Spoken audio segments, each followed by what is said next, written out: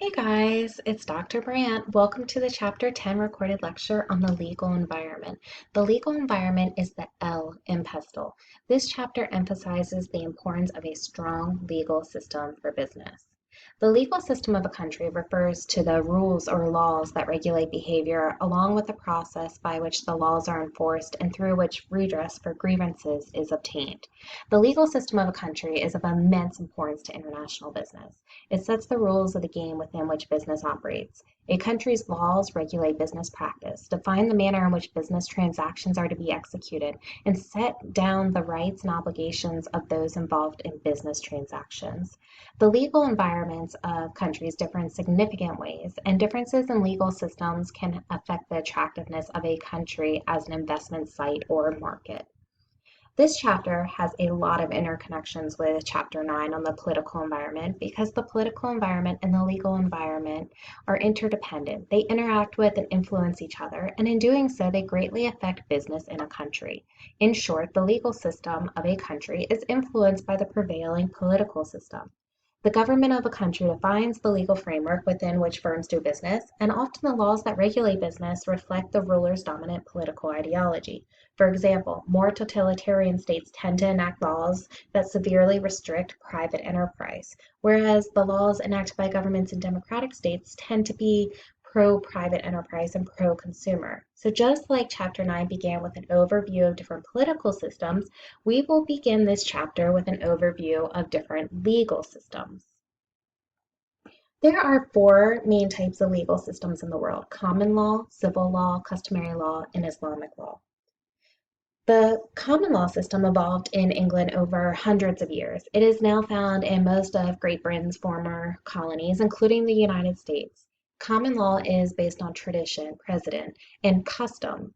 Tradition refers to a country's legal history, precedent to cases that have come before the courts in the past, and custom to the ways in which laws are applied in specific situations. When law courts interpret common law, they do so with regard to these characteristics. This gives a common law system a degree of flexibility that other systems lack. Judges in a common law system have the power to interpret the law so that it applies to the unique circumstances of an individual case. In turn, each new interpretation sets a precedent that may be followed in future cases. As new precedents arise, laws may be altered, clarified, or amended to deal with new situations. A civil law system is based on a detailed set of laws organized into codes. When law courts interpret civil law, they do so with regard to these codes. Most legal systems in the world have their basis in civil law. More than 80 countries, including Germany, France, Japan, and Russia, operate with a civil law system. A civil law system tends to be less adversarial than a common law system because the judges rely on detailed legal codes rather than interpreting tradition, precedent, and custom. Judges under a civil law system have less flexibility than those under a common law system. Judges in a common law system have the power to interpret the law, whereas judges in a civil law system have the power only to apply the law. Customary law systems are a body of rules, values, and traditions based on knowledge gained from life experiences or on religious or philosophical principles. It establishes standards or procedures to be followed when dealing with social relationships, such as marriage, but can also play a part in the ownership and use of land and issues around rights. Like common law, customary law is often not written into statutes and can be fluid and evolutionary. While hardly any countries operate under a wholly customary legal system, there are a large number of countries where it plays an important role. This is true in a number of African countries, China, India, and also the South Pacific. Typically, it operates in combination with either civil or common law systems, depending on whether the area was colonized by France or Britain. Islamic law systems are codes of law mainly based on Sharia law, which is derived from the religious principles contained in the Quran. In some Muslim countries, the law is limited to regulating personal behavior, and the law systems is combined with civil or common law systems. However, in other parts, its impact is much more wide-ranging. Some examples include Iran, Saudi Arabia, Sudan, Libya, and parts of Nigeria. In these countries, Islamic law regulates all aspects of life. For example, it forbids consumption of alcohol and pork, gambling, fraud, slander, and charging interest. In summary, business can find that the various legal systems create very different legal environments within which to operate. Laws, regulations, procedures, and outcomes may vary enormously from one system to another. Business is also subject to regulations. Regulations are not laws, but rules that take their authority from statutes. They are usually issued by governmental agencies. In most developed countries, several industries are regulated, including energy, water, food, and drugs. A few U.S. examples include the Food and Drug Administration, or the FDA, the U.S. Federal Aviation Administration, or the FAA, and the Federal Trade Commission, the FTC, and also the Securities and Exchange Commission, the SEC. Together, legal systems and regulations make up the legal/regulatory environment, which greatly influences business, specifically the process of production and sale regarding production techniques, product characteristics, packaging and labels, content and placement of advertising and sales, promotion, treatment of workers, terms and conditions of trade with customers and suppliers, tools of competition, ownership of assets, and financial reporting.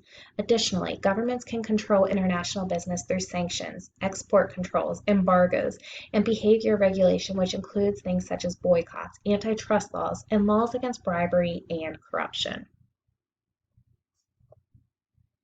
There are several important aspects of the law that is applicable to business, including contract law, tort law, criminal law, and international law. Contract law and tort law deal with disputes and go through the civil courts. Criminal law, on the other hand, involves a business committing a crime against a state and are heard in criminal courts. Let's touch on these one by one. First, contract law. Business is full of contracts. A contract is a legally binding agreement between parties. Although it is usually written, it can also be oral. In business, it typically includes elements such as a price, payment terms, contract duration, the consequences of breaching the contract, and the process for resolving disputes between the parties, and what will happen if there are unforeseen events such as war. If a party does not fulfill its obligation under the contract, then it is in breach of contract and may be pursued by the other party through the court system for damages. Because common law tends to be relatively ill-specified, contracts drafted under a common law framework tend to be very detailed with all contingencies spelled out. In civil law systems, however, contracts tend to be much shorter and less specific because many of the issues are already covered in a civil code. International business, they must be sensitive to differences such as these. Second, tort law. Tort is an area of the law concerned with injuries to people or damage to their assets. By law, firms are to ensure that their activities do not cause damage, intentional or accidental, to others. However, sometimes firms are negligent. Examples can include injury from a defective product or counterfeiting another firm's product. Everyone's heard of the famous McDonald's coffee case when a customer won millions of dollars of damages against McDonald's when she got burned by coffee that she says was served too hot. Third, criminal law.